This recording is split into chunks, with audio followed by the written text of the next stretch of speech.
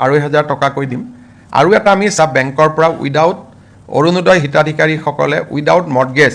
তেওঁলোকে বেংকৰ পৰা এটা লোনো ল'ব পাৰিব আমি অৰুণোদয়ৰ পৰা অকণমানকৈ কাটি থাকিম তেনেকুৱা স্কিম এটাও আমি বনাই আছোঁ এতিয়া এনাউন্স কৰিব পৰা হোৱা নাই সাপোজ 10,000 টকা তেওঁলোকে এতিয়া বেংকৰ পৰা লৈ দিলে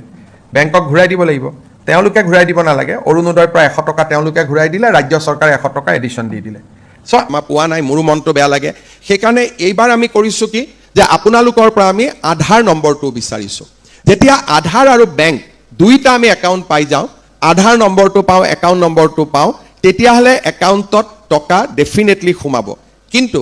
তাতো এটা কথা আছে আপোনালোকৰ দুটা যদি একাউণ্ট হৈ আছে যিটো একাউণ্টৰ লগত আধাৰ লিংক হৈ আছে সেইটো একাউণ্টহে আপোনালোকে পৰ্টেলত বা ফৰ্মখনত ব্যৱহাৰ কৰিব সাধাৰণতে কেতিয়াবা মানুহৰ দুটা তিনিটা বেংক একাউণ্ট থাকে কিন্তু গোটেইকেইটা একাউণ্ট আধাৰ লিংক হৈ নাথাকে এটা একাউণ্টহে হৈ থাকিব সেইকাৰণে আপোনালোকে ফৰ্মত আধাৰ লিংক বা আপোনালোকৰ যিটো একাউণ্টৰ লগত আধাৰ লিংক হৈ আছে সেই একাউণ্টটোহে আপোনালোকে পপত্ৰত লিখিব বা যিটো পৰ্টেলত আপোনালোকে ফিল আপ কৰিব তাত লিখিব সেকেন্ড কেতিয়াবা আমি এই কাৰণেও একাউণ্টত পইচা নাপাওঁ যেতিয়া আমি একাউণ্ট নম্বৰটো লিখি যাওঁ আমি টাইপ কৰোঁতে কেতিয়াবা জিৰ'টোৰ জাগাত আমি অ' মাৰি দিওঁ এতিয়া আমাৰ কাৰণে অ' আৰু জিৰ' দুইটা দেখিব একে কিন্তু আজিকালি টেকনলজিৰ ওপৰত বেংক চলে টেকনলজিয়ে লগে লগে ধৰি লয় যে জিৰ' আৰু অ' দুটা বেলেগ বেলেগ আৰু যিসকলে জিৰ'ৰ জাগাত অ' মাৰিলে তেওঁলোকে পুঁজি নাপায় সেইকাৰণে আমি যাতে একাউণ্ট নম্বৰটো দুবাৰ তিনিবাৰ চেক কৰি আমি সোমোৱাওঁ আধাৰ নম্বৰটো যাতে আমি দুবাৰ তিনিবাৰ চেক কৰি সোমোৱাওঁ আৰু একাউণ্টটো আমি KYC কৰি ৰাখোঁ ৰেগুলাৰাইজ কৰি ৰাখোঁ তেতিয়াহ'লে আমাৰ পুঁজি কেতিয়াও বন্ধ হৈ নাযায় এই কথাখিনি মই আপোনালোকক নিশ্চিতভাৱে ক'ব পাৰোঁ মই ভাবোঁ যে আজি আমি এই সভাখন কৰাৰ মূল উদ্দেশ্য এইটোৱে হ'ল যাতে আমাৰ মাজত এটা জাগৰণ আহে কেনেকৈ ফৰ্মখন আমি ফিল আপ কৰিব লাগে কেনেকৈ আমি পৰ্টেলটোত নিজৰ একাউণ্ট নম্বৰ দিব লাগে আৰু আমি কি কণ্ডিশ্যনত নিযুত মইনা নিযুত বাবু আমি পাই থাকিব পাৰোঁ এই গোটেই কথাখিনি যাতে অসমৰ প্ৰতিখন কলেজৰ ছাত্ৰ ছাত্ৰীয়ে বুজি পায় তাৰ কাৰণে আজি আমি গোটেই অসমতে প্ৰায় 500 জাগাত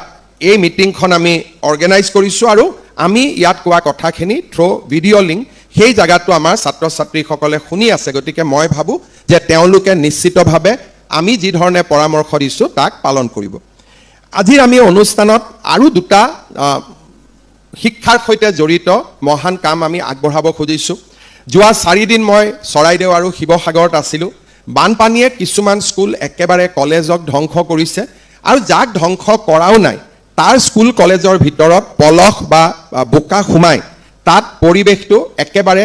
শিক্ষা গ্ৰহণ কৰিব নোৱাৰা কৰি পেলাইছে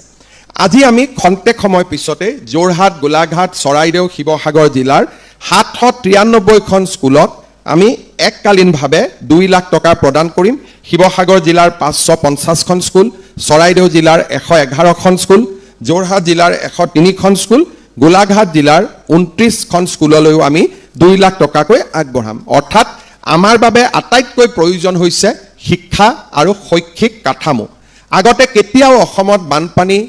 এতিয়ালৈকে পানী শুকুৱাই নাই পানী শুকুৱাৰ আগতেই কোনেও এই কথাবোৰ চিন্তা নকৰে খালি ৰিলিফৰ কথা চিন্তা কৰে যে চাউল পাব লাগে দালি পাব লাগে কিন্তু আমি এটা কথা মনত ৰাখিছোঁ যে অসমৰ সব কলেজ স্কুলত যদি ক্লাছ আৰম্ভ হয় শিৱসাগৰ চৰাইদেউ জিলা দুখন পিছ পৰি যায় তেতিয়াহ'লে আমাৰ ছাত্ৰ ছাত্ৰীসকলৰ শৈক্ষিকভাৱে যথেষ্ট ক্ষতি হ'ব সেইকাৰণে আজি আমি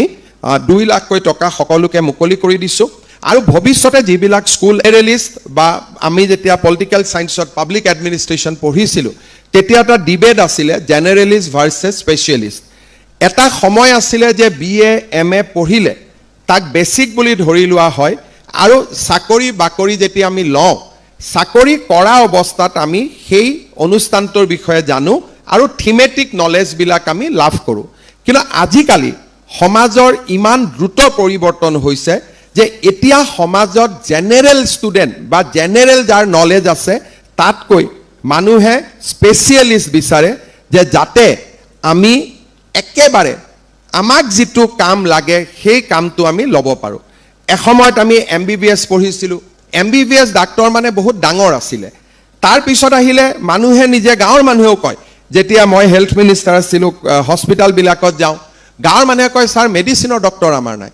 তাৰমানে গাঁৱৰ মানুহজনেও বুজি পালে যে MBBS জনে মোৰ প্ৰাথমিক কামখিনি কৰিব পাৰিব মোক এজন মেডিচিন এক্সপাৰ্ট লাগিব, তেতিয়াহে মোৰ বেমাৰটো ভাল হ'ব। যোৱা কেইটামান দিন যেতিয়া মই আকৌ হস্পিটেলবিলাকত যাওঁ, তেতিয়া মানুহে কয় যে ছাৰ আমাৰ মেডিকেলটো কৰি দিলে, নিউৰ' চাৰ্জন নাই, নিউৰলজিষ্ট নাই। তাৰমানে আপোনালোকে চাওক যে MBBS is a general qualification. এতিয়া মানুহে গৈ গৈ নিউৰ' চাৰ্জন বিচাৰিব আৰম্ভ কৰিছে। তাৰমানে জেনেৰেল মানুহকো লাগে যে মোক জেনেৰেল এডুকেশ্যন থকা মানুহ নালাগে, মোক স্পেচিয়েলিষ্ট লাগে। আৰু এই স্পেচিয়েলিষ্ট যিটো আমাৰ প্ৰয়োজন, সি অকল মাত্ৰ যে আমাক মেডিকেল ফিল্ডত আছে সেইটো নহয়, ইঞ্জিনিয়াৰিঙত আমাক লাগিব, আমাক BA BSc আমাৰ যিমান ছাবজেক্ট আছে তাৰ মাজৰ পৰাই মানুহে আমাৰ মাজত থকা বিশেষ গুণটোক বিচাৰি উলিয়াবৰ বাবে চেষ্টা কৰে। সেইকাৰণে আজিকালি আমাক শিক্ষাৰ লগত এটা ডাঙৰ প্ৰয়োজন হৈছে যে নিজে কিবা এটা বিশেষ গুণ আয়ত্ত কৰা। যদি মই কমাৰ্চ পঢ়িছোঁ, তেতিয়া মই কমাৰ্চৰ লগত GSTৰ বিষয়ে জানিব লাগিব, যাতে মই কমাৰ্চ পাছ কৰি GST ৰিলেটেড মই কামত সোমাব পাৰোঁ। বোলে মই কমাৰ্চ পঢ়িছোঁ কিন্তু মই কোম্পানী ল'ৰ ওপৰত পঢ়িব লাগিব, যাতে কমাৰ্চ পাছ কৰি মই কোম্পানী এটাৰ লগত নিজক জড়িত কৰিব পাৰোঁ, কাৰণ মই কোম্পানী ল'ৰ বিষয়ে জানো। মই যদি কোনোবা এটা বেংকিং প্ৰতিষ্ঠানত কাম কৰিব খুজিছোঁ, তেতিয়াহ'লে মোক BA BScৰ লগত মোক কি লাগিব, মোক ইনভেষ্টমেণ্টৰ ওপৰত মোক নলেজ লাগিব। মই যদি এতিয়া ক'ৰবাত GNM নাৰ্ছ হ'ব খুজিছোঁ, লগত মোক ইংলিছৰ নলেজ লাগিব, কাৰণ প্ৰেছক্ৰিপশ্যনসমূহ ইংলিছত আহিব, মই ইংলিছ পঢ়িব লাগিব। আৰু আজিকালি ডক্টৰে হাতেদি প্ৰেছক্ৰিপশ্যন লিখা প্ৰায় বন্ধ কৰিছে, কম্পিউটাৰত লিখে, গতিকে মোক কম্পিউটাৰৰ নলেজ লাগিব। মই যদি পলিটিকেল ছায়েন্স পঢ়িছোঁ, পলিটিকেল ছায়েন্সৰ লগত মোক এনেকুৱা জ্ঞান লাগিব যাৰ দ্বাৰা মই